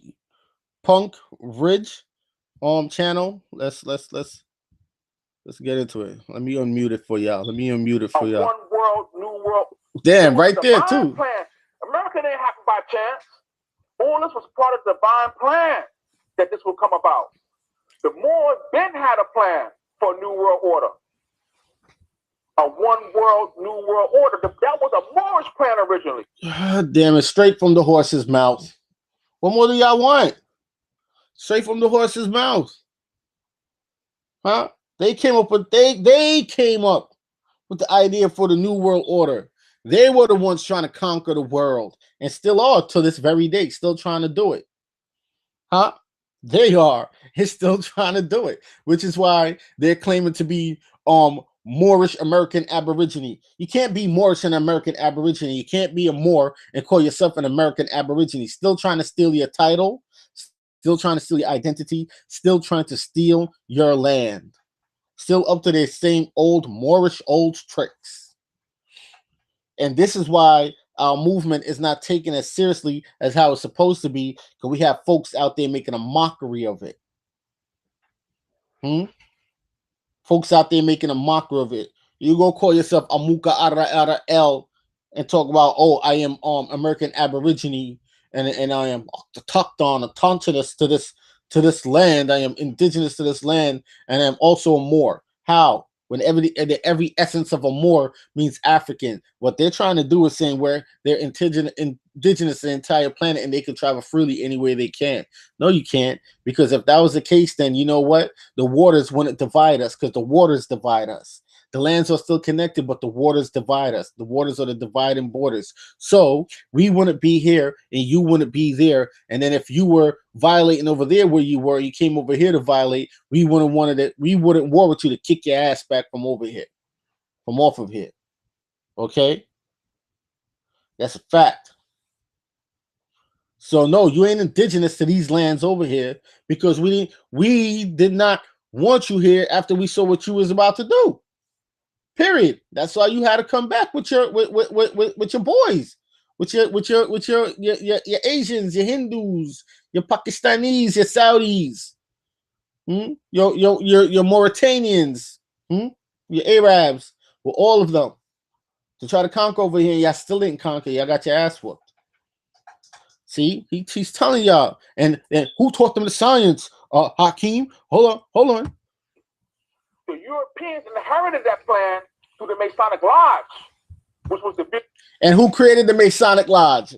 Who created the Masonic Lodge? They did. Listen. By which we civilized and taught the Europeans. And so now when we hear them saying it, we ready to throw the baby with the bathwater, thinking it's from them. No, we originally laid out that plan for one divine world order. And they merely inherited it. And when we fell off, they still espouse it. Even though many of them are not carrying out right exactly, because you got to understand that the European Masons who run this government, who run the international scene, that they're under certain oaths and obligations. There's certain things that they can't do. There's certain things that they can't speak on. They're functioning more or less. And why they can't speak on it? Why they can't speak on it? Because these guys right here are still in a higher form of power than them. That's why they can't speak on it. Boom, boom, boom. They're just secret. All right? That's why a lot of them can't speak on it. Because these guys right here still have some form of control also. That's why. Okay? But they're united into taking us down. Fact. Whether they like each other or not. He's blurting all the secrets. See, they think we're stupid. They think we can't think for ourselves and piece this stuff together anymore. You understand? Because, mind you, they went through so much stuff to make us illiterate. They made up laws that we couldn't read. But they could read back then. The Moors was able to still read, right? Now, mind you, the Moors, when again, that Moors Sundry Act, read it, right? And God damn it, it's a couple others. I can't off the top of my head, but it literally lets you know that they're citizens with privileges. It literally lets you know that they're citizens. They're not sovereigns. They're not indigenous. They're citizens. So when you claim to be a Moor, you claim to be a citizen. Fact. They just got special privilege more than the regular citizen because of Morocco right now standing today. That is why. Let's hear a little bit of the shickery that he's saying. In a custodial capacity or fiduciary capacity, they will make custodians. When we were falling for power, we said, all right, you see this throne? We're going to make you custodians of this throne. You're going to become the keepers of the light, not the bearers of the light. We were the bearers of the light. We were the one who was able to actually go out there and re-educate the whole human family. See, and he stuttered too. Let's rip this shit apart before I go. You see this throne? We're going to make you the keepers of the light. So they put them, again, this is why these Native Americans also know so much of our history, because they knew so much of our history because they lived here for so long with us, also trading and bartering with us because they came as friends. And then they started showing their true colors after they learned everything about us and about our sacred knowledge and stuff, because we taught them. You understand? And because we taught them. So we are the bearers of the light. Not us, but our females, because when our females give birth to us, she bore the light. A new soul. Us. Man, woman, boy, girl. When it comes out of that stargate, the vagina. You understand? So these dudes learned a percentage of our knowledge, and when they were trying to conquer over here, when the conquering happened, they put folks like the Native Americans, who they call your Europeans, your Hindus, and so on and so, as guardians of our sacred temples. Guardians. Right? Until they rose back up into a predominant position of power to come back and take over. Not until we woke up, until they, right? And the goal was for them, because they had to work hard to keeping us asleep, which is why they branched off so many organizations within our community. Your Pan-Africanism, your Pan-Africans, your RBGs. Well, and I'm not trying to say this to disrespect you guys, but you have to look into the history of a lot of y'all founders as well, because some of these men just out of nowhere. You understand? Your Moorish Hebrews, because they got Moorish Hebrews. You can't be a Moor in the goddamn Hebrew. Hebrew is a language, and a Moor is not even from here. You see what I'm saying? We got to change the backwardsness of these teachings, right? So they focused on all these years, over 100 or something years, 200 years of being within our community, right? And watching us while they educated their child, right? And their people. You know, see, Drew Ali was murdered because Drew Ali wasn't going with none of this nonsense that he's speaking of. See, that's why they always say Drew Ali said, but they can't prove it. They can't prove Drew Ali said that. See, we can say Garvey said and go back to video recordings of Garvey, audio recordings of Garvey. They can't prove nothing. And if you don't have a video recording of Noble Drew speaking, I don't want to hear no goddamn audio. None. Which is a fact. Because they making this stuff up out their ass. You understand? So basically, they put all these organizations, your Nuwapians, everything taught you about Africa. And none of y'all sit here and act like it didn't teach y'all everything about Africa. It didn't teach you nothing about the Americas. Never taught you nothing about the Americas. Was to keep you dumb and docile and asleep and focused on Africa to idolize and worship them as your gods. Like they did the Caucasians, because the Caucasians was a new species of humans coming up, and they taught them everything that they knew, because again, they turned around and idolized them as gods, which is why in old pictures you'll see Moors sitting in thrones and the Caucasian female will always be at their side on her knees. You understand? There's an origin to everything, people.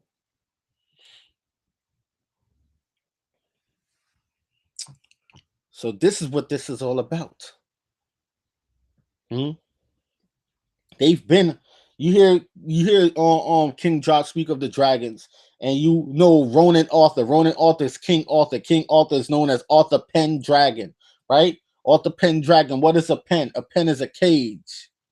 A pen is a cage that you trap something in, okay? Well, I ain't gonna get too much into that right there. So that, you know what I mean, this is it. Let me just play out the rest for the fun of it. The planet Earth, we made them keepers, which means that it's for so much they can speak on. You look at the degree structure. Water. I'm telling you, they don't like me. They don't like me. They threaten my life almost every day, but I don't give a shit. They don't like me. They try to block all my content, right? They stop my videos from playing in certain countries. That's why sometimes you're going to start seeing me re-upload the same video again. Sometimes, you understand? Even and I'm doing a lot of lives now, so don't think that you missed the live. Sometimes it's just me re-uploading these things because I have to record and keep a database of these things because of what they're trying to do. You see what I'm saying? So, you know, it is what it is. You know, it is what it is. So we're just gonna continue chipping away at these walls of deception and these walls of lies. And folks out there can get mad as they want. I don't care. The truth is the truth. Look, you can sit here and you can read all the books in the world and speak what you want to speak. You ain't gonna see me come on your platform. You know what I mean? And argue with you. Nah, that's on you. But if you don't like my platform or what's going on over here, take your ass up off of it. It won't bother you if you ain't seeing it. But obviously you're here for a reason. Let's go. Let's go. Freezes at what? 32 degrees, right? Well, the highest they go is 32 degrees. Which means what? Their wisdom, their water, their wisdom is locked up. It's froze shut. They can't get out here teaching like we can. It's froze shut. And they can't teach it like they can, but they can't teach it like we can. And when we are waking up and we are seeing all of this now, we know how to decipher the bullshit. So that's why they fear minds like mines and King Drop and a Tontinus one and others out there. You know what I mean? Like that. That's why they fear these minds. You understand? Even Brother Kalinago. That's why they fear these minds. You see what I'm saying? It's about putting pieces together. That's why they fear these minds. All right.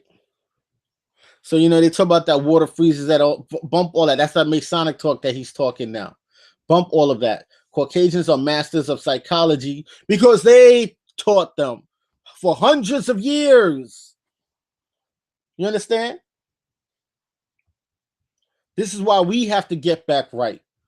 We have to pull our children out these school systems, right?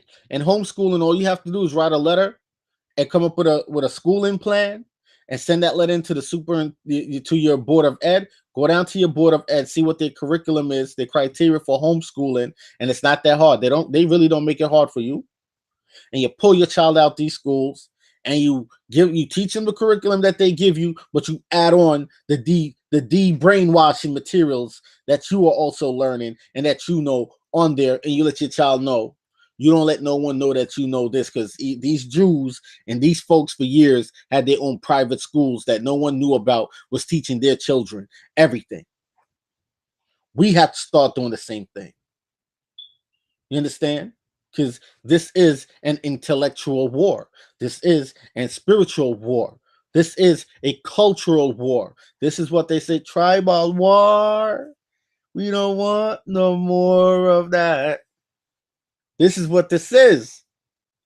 So y'all got to wake up. Y'all got to wake up, American Aborigines. Y'all got to wake up. Stop calling yourself black. Black by law means death. You understand? So you're saying that you're dead. Stop that. Stop doing that. Stop listening to these Pan-Africans and these RBGs when they tell you to call yourself by these titles. You call yourself that, you took yourself away from your inheritance. You understand? Start wearing your ancestral wear. Start wearing your raccoon tails. Start wearing your alligator foot. Start wearing your feathers.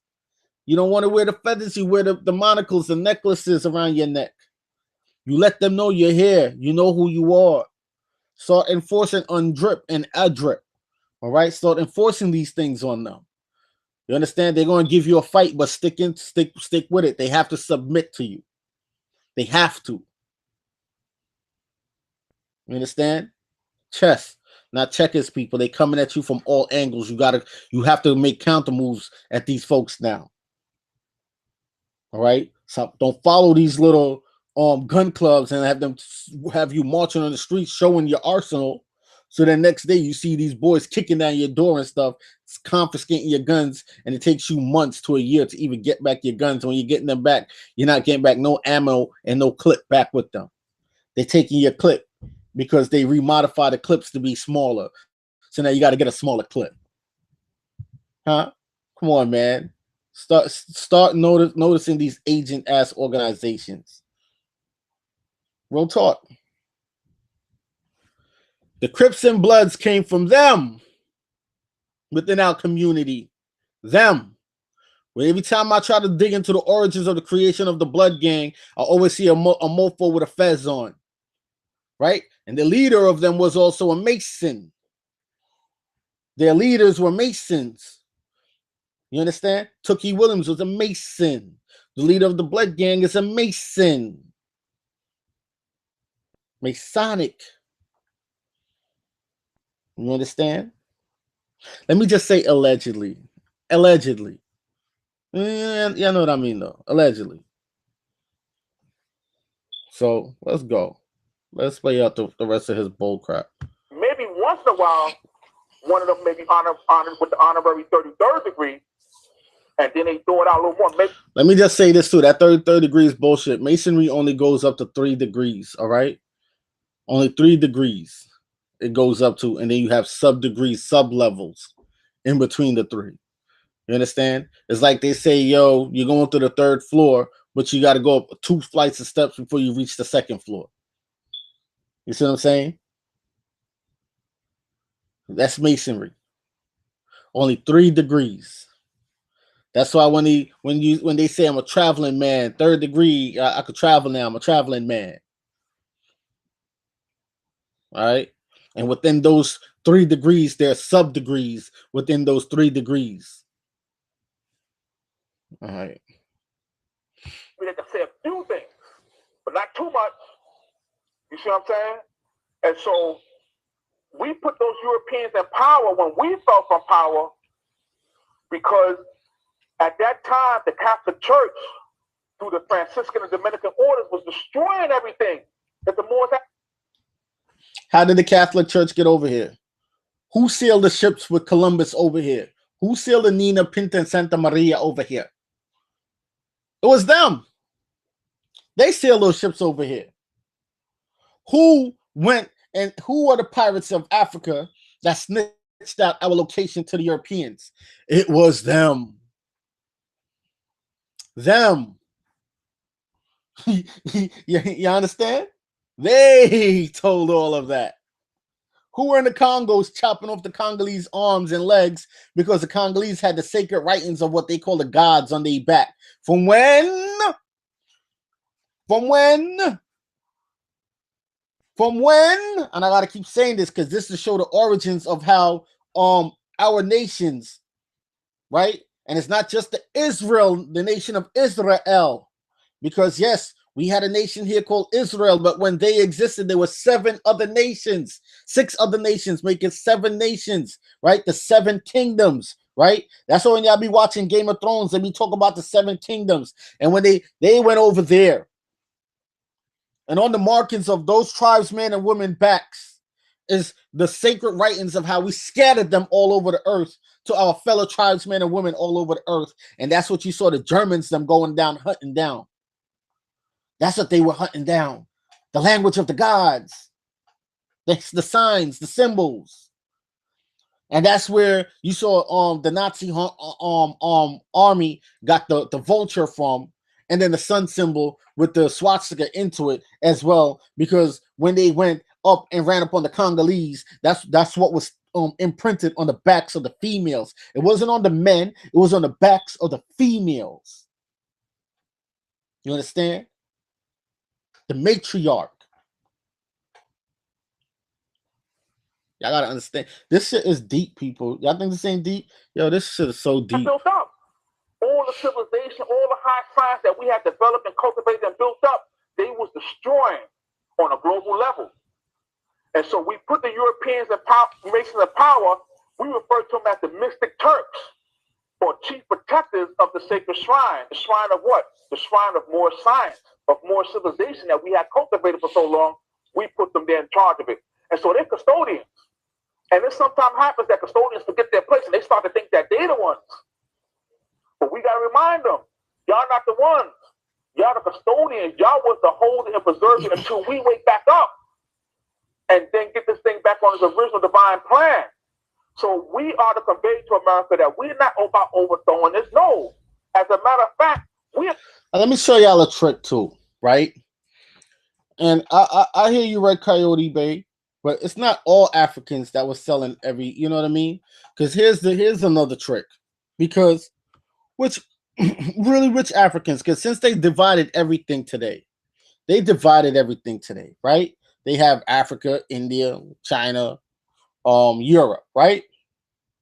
We know the folks in Nigeria come from Portugal.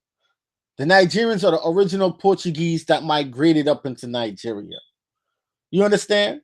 So if we're going to say Africans, then we have to put stuff back in its proper construct and say, well, these Nigerians, which are selling these not only the Congolese still today, right, but their neighboring brothers and sisters into slavery into Libya right now, because that's them that's doing it, right? They're the original Portuguese from Portugal. That's them, right? That's them. So then in today's layman's term, then technically in today's term, then they're not Africans, they're Portuguese.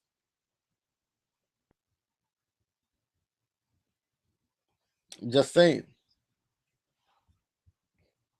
About getting this thing back function on its original divine purpose. Because if we don't, it's going to be destroyed. As you see what's happening right now on a global level. America's going down a path now of self-destruction. And if we don't wake up and first save ourselves, and then in turn save America, it's going to be all over with.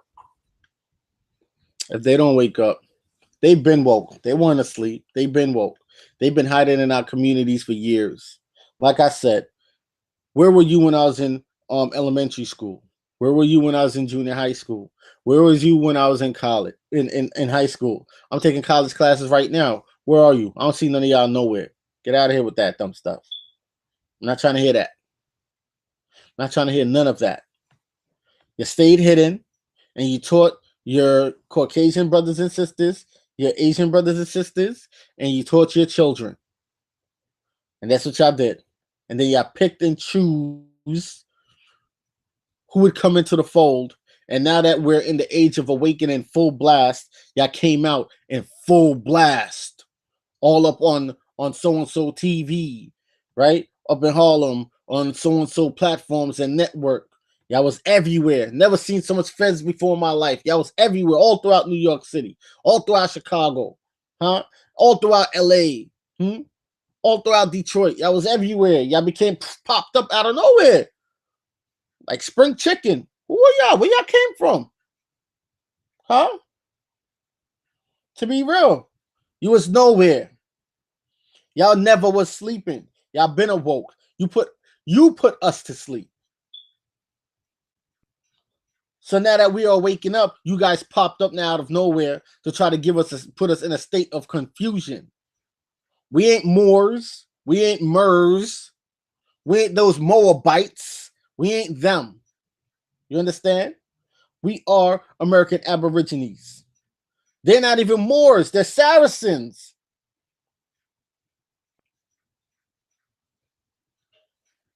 Their job is to keep us in a state of confusion.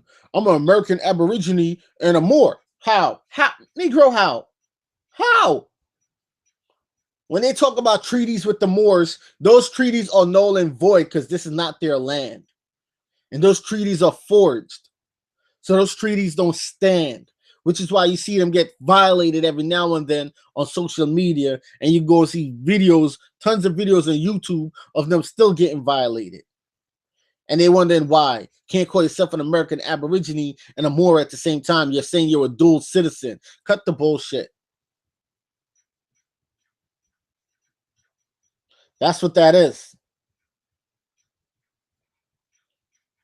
You're sitting here telling folks you can't call yourself Black and African American, but you're using the word Moor, which means all those things. And then calling yourself American Aborigine at the same time. Knowing the etymology of the word Moor literally means African, Negro, Black, African American, Moor man, Moor, dark skin, dirty, all those things, right? So you can't be a Moor and an American Aborigine because now you took the American Aborigine title, right, status, and turned it into a form of a citizenship. Because a Moor is a citizen. That's all that is. That's all that is. All right. So, I just wanted to throw in that little bonus tidbit right there. So I spent a little longer than what I was supposed to. But, with that being said, peace, love, light. But also, before I go, let me just say this. If you're not receiving notifications, what I had to do for some of the channels that I follow, and I got to do it for the rest, I had to unsub, resub, and hit that notification bell. All right. And when you hit the notification bell, watch it before you just click off, because what they'll do is they'll stall. They'll stall for a few seconds to not let it go. And then if you don't see it click, you're gonna have to click it again, sometimes 3 times. But don't rush it. Don't go click, click, click, click. Click and wait a little bit, like 2-3 seconds to see what happens. All right, that's what they're doing. So that's why a lot of folks ain't getting my notifications, and I'm not getting a lot of folks' notifications as well. So folks who usually see me in their chat and stuff supporting their platform, I'm just generally not getting the notifications, family. All right. So again, with that being said, peace, love, light, bliss to you all. Travel safe wherever in the world you are. Have a good night. Have a good day. We ain't gonna say morning because we ain't morning, right? And have a good afternoon. All right. Much love to you all. All right. Also, folks, don't forget we are trying to get enough of a support so that we could get the aquaponics thing up and running in full force. But like I said, with where the GoFundMe's at right now, we will still make it work. You know what I mean? So within the next couple weeks, we will start putting things together, formulating the greenhouse and so on and so, just to make, just to show you guys, like, look, it can be done. We can do it. You see what I'm saying? We go from one house at a time, one community at a time. If folks, even when we get it up, if there are folks out there that has property and you guys want aquaponics and so on so put up in your backyards or around your homes or whatever, our brothers and stuff, after we show y'all that we can do it, our brothers and stuff would come out there and put one up for you guys. All right. So let's get it. Let's do this. We gotta empower and better each other. All right. We are not savages. We're humans. We're human beings. Okay. And we have to love and respect each other as well. So peace, love, and light.